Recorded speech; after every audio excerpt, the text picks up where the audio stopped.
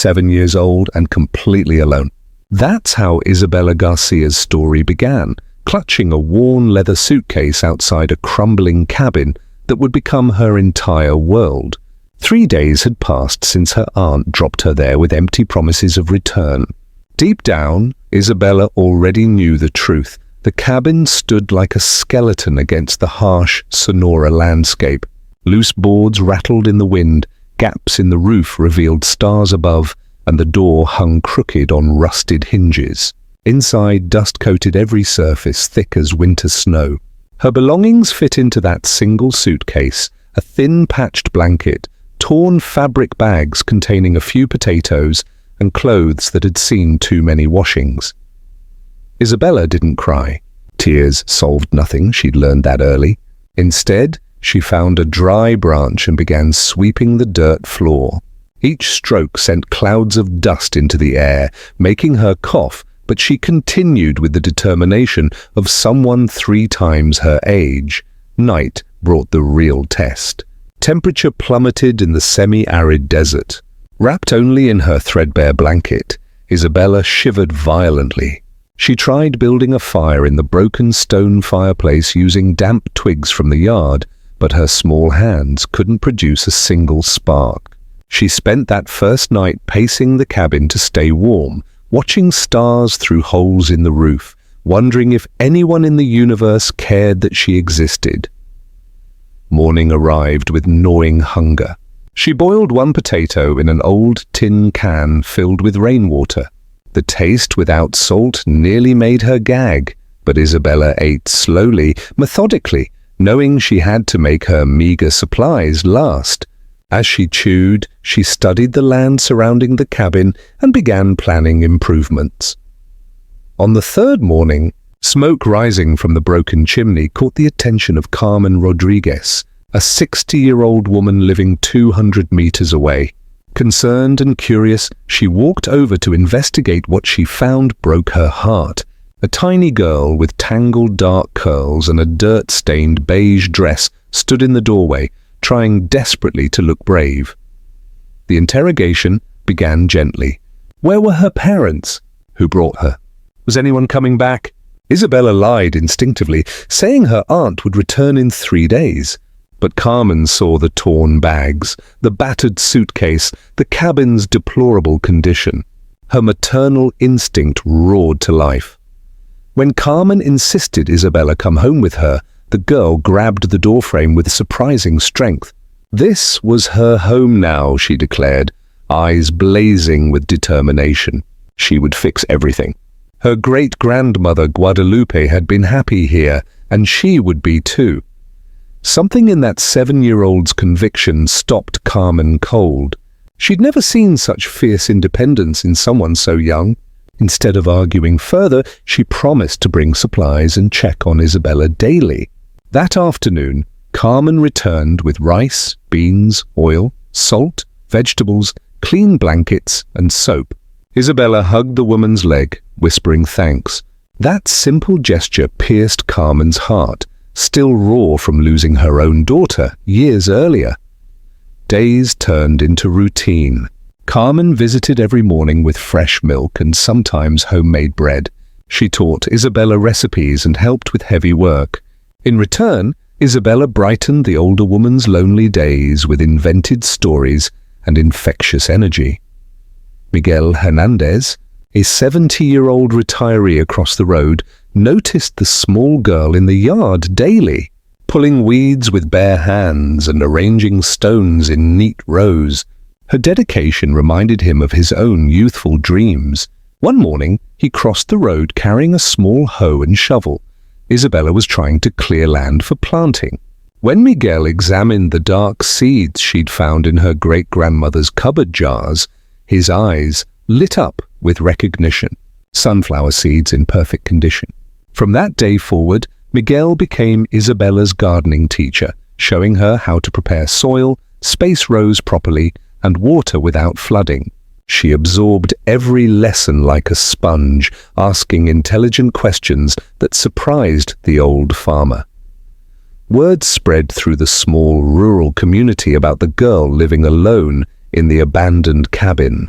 Margarita Flores, recently retired after 40 years teaching, heard the story from Carmen. The idea of a child growing up without formal education bothered her deeply. One hot afternoon, she appeared at the cabin carrying a bag of used books. Could Isabella read? A little, the girl admitted. Her mother had taught her some letters before getting sick. Margarita's heart ached at the carefully chosen words. Would she like to learn more? Isabella's eyes blazed with hunger. She'd always wanted to read history books. 3 times weekly, Margarita visited at day's end when heat subsided. They'd sit on the small porch while Margarita taught not just reading and writing, but mathematics, geography, natural sciences. Isabella proved exceptional, with insatiable curiosity and learning capacity that amazed even the experienced educator. The sunflowers grew spectacularly. Within weeks, they reached 40 centimeters, vibrant green leaves contrasting beautifully against dry earth. The yard's transformation attracted attention from passers-by. Juan Carlos, owner of the local store, came to meet the girl creating a garden in the wilderness. He was a practical 50-year-old man, genuinely impressed by what he saw. When Juan Carlos asked about water for all those plants, Isabella pointed to buckets and tubs scattered everywhere. She collected rainwater and had discovered that digging a certain spot produced fresh water.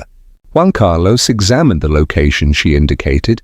Signs of moisture were evident. She might have found an underground stream, incredibly valuable in these parts. The following Saturday, Juan Carlos arrived with his 16-year-old son, Luis Antonio, and 2 shovels. The shy but hard-working boy was curious about the girl everyone was discussing. While father and son dug, Isabella prepared juice from wild fruits Carmen had taught her to make. Luis Antonio was surprised by the girl's maturity and hospitality. She didn't seem only 7 years old. After 2 hours digging, they found crystalline water, barely 1.5 meters deep. Isabella jumped with joy as the small well filled rapidly. Now she could plant many more things. Juan Carlos and Luis Antonio exchanged smiles. The child's pure happiness was contagious. With abundant water access, Isabella's garden exploded in growth. She planted not just sunflowers, but beans, corn, squash, and various medicinal herbs whose seeds she'd found stored throughout the house. Carmen contributed tomato and pepper seedlings from her own yard. The transformation became so notable that people from neighboring towns came just to see the girl's garden. Maria del Refugio, a respected 70-year-old healer, was one such visitor. She observed the exuberant plants growing in dry earth where she'd seen many fail. Isabella had special energy, the healer declared. The girl explained simply that she talked to the plants daily and always thanked the earth for letting them grow. Maria del Refugio was moved by the answer. Isabella possessed ancestral wisdom few adults had. She taught the girl about medicinal plant properties and how to prepare healing teas. When Isabella's sunflowers finally bloomed, they created a spectacle of vibrant yellow visible from far away. The enormous flowers followed the sun's movement throughout the day, creating a natural ballet that mesmerized observers. Ricardo Morales, a merchant passing through selling goods, stopped his truck just to admire the garden. He'd never seen sunflowers so large and healthy in that arid region. When he learned a child had grown them alone, Ricardo was incredulous. He knew experienced growers who couldn't achieve such results. He bought all her extra seeds and ordered more for the next harvest. With the money, Isabella purchased paint for the cabin walls, nails to fix the roof, and fabric for new curtains. Luis Antonio, who'd become a regular visitor, offered to help with cabin repairs. At 16, he was skilled with tools and enjoyed teaching Isabella basic carpentry. Their collaboration worked perfectly. Luis Antonio handled work requiring more strength, while Isabella managed details needing patience and delicacy. One afternoon, while painting interior walls a cheerful light blue, Isabella asked why he liked coming there so much.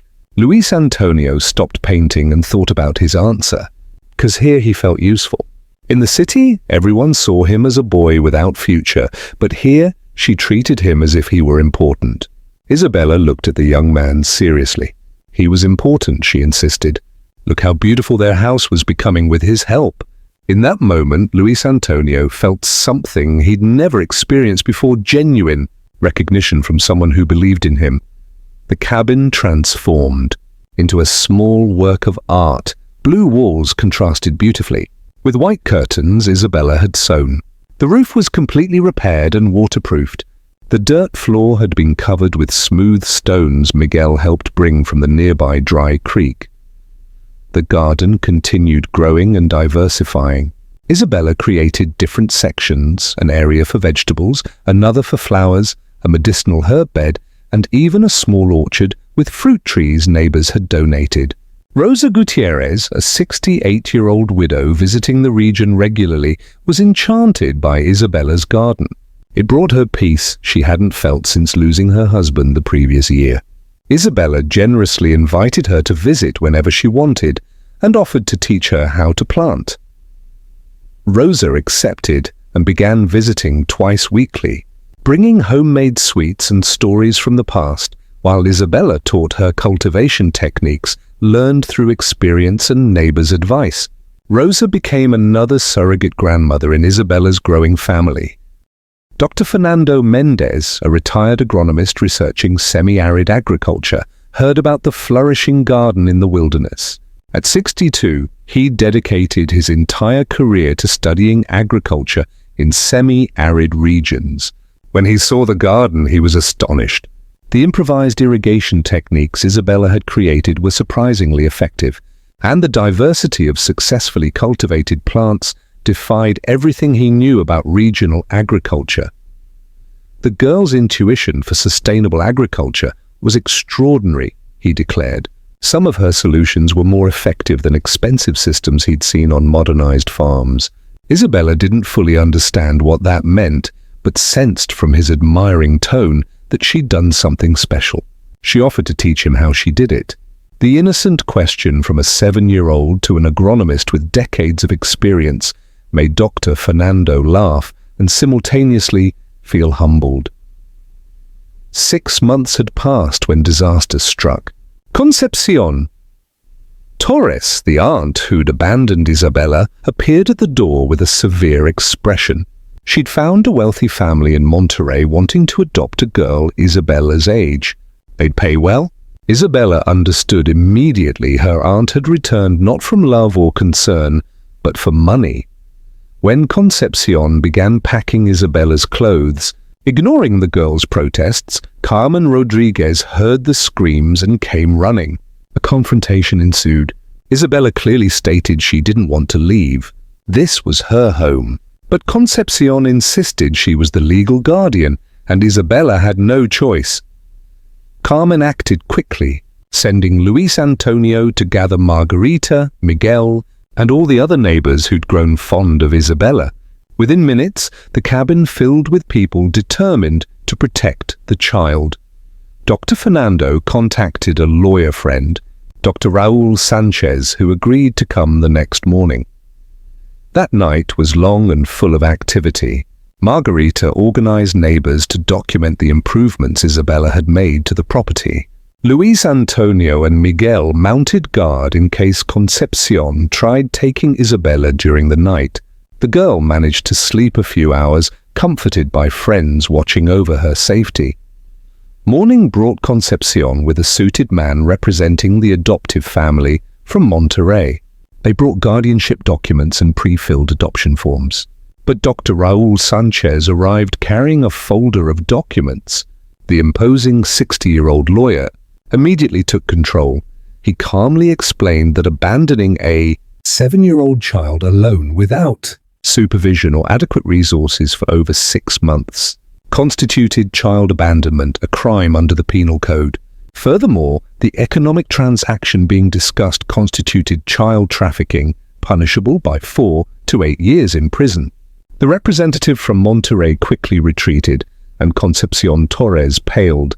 Realizing the legal implications of her actions, Dr. Raul asked directly, did she genuinely want to care for Isabella or just dispose of her? After a long silence, Concepcion admitted she barely had means to support herself. Then why not allow the girl to stay where she was clearly well cared for and happy? Carmen stepped forward. She would like to be Isabella's guardian if the girl agreed. Isabella ran to hug Carmen. She wanted to stay with her and everyone else. Dr. Rauli explained the formal process required but saw no legal problems given the circumstances and the child's evident well-being in this environment. Concepcion looked at her niece embraced with Carmen and for the first time seemed genuinely moved. She was sorry, she admitted. She hadn't been a good aunt. Isabella forgave her generously and said she could visit whenever she wanted. The simplicity and forgiveness of the child moved everyone present, including her biological aunt. Weeks later, Carmen officially formalized her guardianship of Isabella in a small ceremony at the city registry, witnessed by the entire community that had mobilized to protect the girl. Life continued with more tranquility. But then came another surprise that would change everything again. An unfamiliar car stopped outside the cabin. A thin woman in her 30s with dark hair and eyes remarkably similar to Isabella's emerged. When the woman approached and identified herself as Marina, Isabella's mother, the watering can, slipped from the girl's hands, falling to the ground with a dull thud. For a long moment, mother and daughter stared at each other in silence, both struggling with overwhelming emotions. Marina explained through tears that she'd been very ill with a disease that left her weak and confused. She'd feared she couldn't care for Isabella properly and that the girl might get sick too. But now, after much time and treatment, she was cured. Mother and daughter embraced at last, crying together after more than a year of separation. Carmen watched the scene with mixed feelings, happy for Isabella but afraid of losing her. Marina looked around, noticing for the first time the incredible transformation her daughter had achieved. The lush garden, the restored cabin, the atmosphere of peace and prosperity left her speechless. When Carmen and Marina spoke privately, Marina admitted she'd come thinking of taking her daughter, but seeing everything Isabella had built, she wasn't sure if it would be fair to uproot her from it all. Carmen, relieved, invited Marina to stay and be part of the life Isabella had created. There was room for everyone in Isabella's life. Marina's integration into the community was surprisingly easy. She proved to be a hard-working and caring woman, determined to compensate for lost time with her daughter. Soon, she was helping Carmen with household tasks, teaching Isabella old family recipes, and contributing to garden care. The months that followed were about rebuilding the bond between mother and daughter. Marina marveled constantly at Isabella's maturity and wisdom, while the girl rediscovered the pleasure of having a present and loving mother. They worked side by side, creating new beds and testing different cultivation techniques. The garden continued growing and evolving with Marina's contributions. Together they developed plans to create an aromatic herb garden and make sachets and essential oils to sell at market. Isabella's entrepreneurial spirit impressed her mother. The girl dreamed of helping more people, teaching others to care for themselves better through natural remedies. With Marina's support and the community's constant encouragement, Isabella began developing more ambitious plans for the future. She wanted to study agronomy and phytotherapy to help other communities develop their own sustainable projects. Dr. Fernando assured her that with her intelligence and dedication, she could achieve anything. Years passed. The cabin's second anniversary was celebrated with a grand community party. Isabella, now 9 years old, spoke emotionally about arriving with just a suitcase and 2 torn bags, and now having a large, wonderful family, a beautiful home, and a garden that was her pride. The garden had become a meeting point for the community. Weekends commonly saw several generations gathered there, each contributing different knowledge and skills. Children played among plants, while adults exchanged experiences about cultivation, and elders told stories of the past. Teresa Ramirez, a 75-year-old former midwife living alone since her children moved to the big city, became one of the most constant attendees. Isabella told her she could consider herself a granddaughter. Teresa couldn't contain her tears. She hadn't felt so loved and included in years. From that day forward, Teresa adopted Isabella as her heart's granddaughter, teaching the girl about medicinal plants and how to prepare home remedies. The fame of Isabella's garden reached international ears. She was invited to participate in conferences on sustainability and rural development, always accompanied by Marina or Carmen. Her simplicity and authenticity won over international audiences impressed by the practical wisdom of a child born in interior Mexico. At 12, Isabella received a national prize for Young Innovator in Sustainable Agriculture. The ceremony in Mexico City was televised, and her entire community gathered to watch with pride. She dedicated the prize to her entire family, those who taught her, helped her, and believed in her when she was just a girl with an old suitcase and a big dream. The center now employed over 20 people from the region. Isabella had insisted all employees be local residents, so the project truly benefited the community that had welcomed her. Luis Antonio, now graduated in agronomy, had returned to work at the center as technical coordinator. Margarita had become educational director. Dr. Fernando contributed as scientific consultant. International recognition brought even more visitors and opportunities. Organizations from various countries began sending delegations to study the model Isabella had developed. Universities proposed alliances for collaborative research. Foundations offered funding to expand the project. Based on her philosophy of democratizing knowledge, Isabella decided to accept only alliances that truly contributed to her objective. One of the most important initiatives that emerged was creating an online platform where people worldwide could access methods developed at the center, adapted for different regions and climates. Isabella insisted all content be free. Knowledge should be shared, not sold, she explained.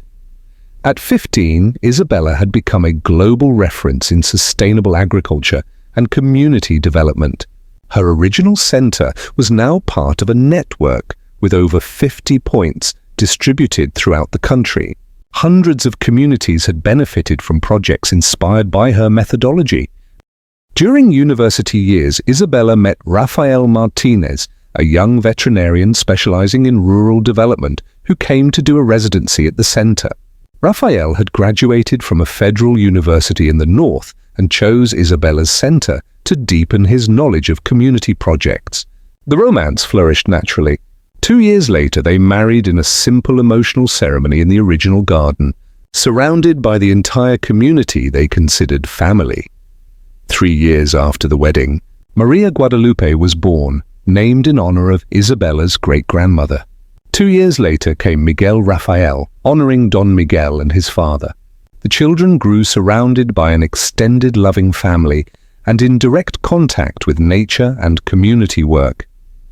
At 30, Isabella had been recognized internationally as one of the most influential young leaders in sustainable development.